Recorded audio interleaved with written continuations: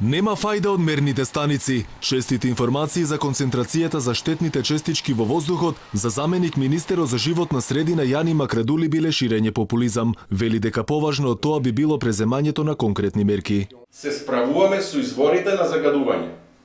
Од многу мерењи, многу документи нема фајда.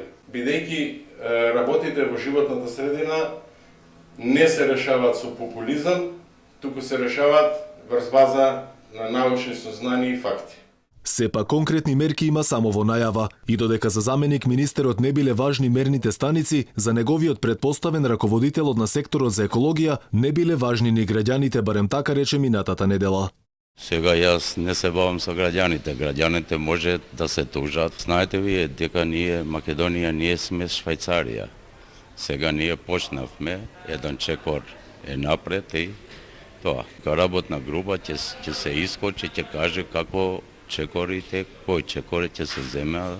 Граѓаните, квалитетот на воздухот и мерните станици беа приоритет за СДСМ, но само како опозиција. Власта не превзема ниту еден конкретен чекор за да ги заштити граѓаните од загадувањето и огромната цена која што ја плаќаме и на своето и на здравјето на нашите семејства. Веќе долго време две мерни станици не работат, а оние кои се во функција во моментов и покрај дождот покажуваат концентрација на штетни честички на граница на дозволеното.